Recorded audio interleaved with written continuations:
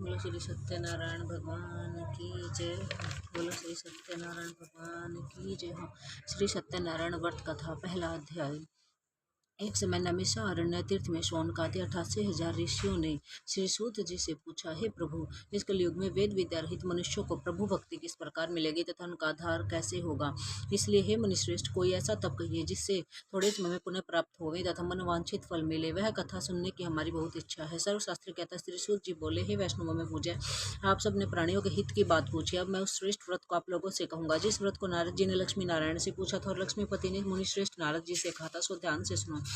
एक समय योगीराज नारद जी दूसरों के हित की इच्छा से अनेकों लोक में घूमते मृत्युलोक में आ पहुंचे। यहाँ अनेक योनियों में जन्मे हुए प्राय सभी मनुष्यों को अपने कर्मों द्वारा अनेकों दुखों से पीड़ित देखकर सोचा कि चेतन के करने से निश्चय ही प्राणियों के दुखों का नाश हो सकेगा। ऐसा मन में सोचकर विष्णु लोक को गए। वहां श्वेत वर्ण तथा 4 भुजाओं वाले देवों के इस नारायण को देखकर, जिनके हाथों में शंख चक्र गदा और पद्म थे तथा वरमाला पहने हुए थे, स्तुति करने लगे, हे भगवान, आप अत्यंत शक्ति से संपन्न है। मन तथा वाणी भी आपको नहीं पा सकती। आपका आदि मध्य और अंत नहीं है। निर्गुण स्वरूप, सृष्टि के आदि भूति व भक्तों के दुखों को नष्ट करने वाले हो, आपको मेरा नमस्कार है। नारद जी से इस प्रकार की स्तुति सुनकर भगवान विष्णु बोले, हे मुनिश्रेष्ठ, आपके मन में क्या है? आपको किस काम के लिए आगमन हुआ है? निसंकोच कहिए। तब नारद मुनि बोले, मृत्युलोक में सब मनुष्य जो अनेक योनियों में पैदा हुए हैं, अपने अपने कर्मों के द्वारा अनेक प्रकार के दुखों से दुखी हो रहे हैं। हे नाथ, मुझ पर दया रखते हैं तो बतलाइए कि उन मनुष्यों के सब दुखों को थोड़े से प्रयत्न से कैसे दूर हो सकते हैं। हे नारद जी, मनुष्यों की भलाई के लिए तुमने बहुत अच्छी बात पूछी है। जिस काम के करने से मनुष्य मोक्ष से छूट जाता है वह मैं कहता हूँ, सुनो।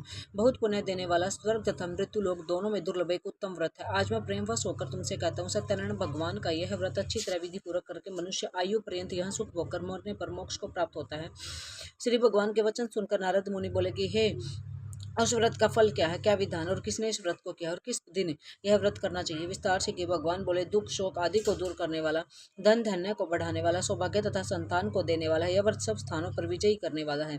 भक्ति और श्रद्धा के साथ किसी भी दिन मनुष्य श्री सत्यनारायण भगवान की शाम के समय ब्राह्मण तथा बंधुओं के साथ धर्मपरायण होकर पूजा करे। भक्ति भाव से नैवेद्य, केले का फल, घी, दूध और गेहूं का चूर्ण सवाया लेवे। गेहूं के अभाव में साठे का चूर्ण, शक्कर तथा गुड़ ले और सब भक्षण योग्य पदार्थ जमा करके भगवान को अर्पण करे देवे तथा बंधु बांधवों सहित ब्राह्मणों को भोजन करावे। सब पश्चात स्वयं भोजन करे, नृत्य गीत आदि का आचरण कर सत्यनारायण भगवान का स्मरण करते हुए समय व्यतीत करे।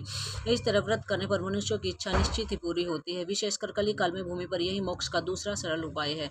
दूसरा अध्याय। बोलो श्री सत्यनारायण भगवान की जय हो। दूसरा अध्याय। सूत जी बोले, हे ऋषियों, जिसने पहले इस समय में इस व्रत को किया है उसका इतिहास कहता हूँ, ध्यान से सुनो। सुंदर काशीपुरी नगरी में एक अत्यंत निर्धन ब्राह्मण रहता था। वह भूख और प्यास से बेचैन हुआ नित्य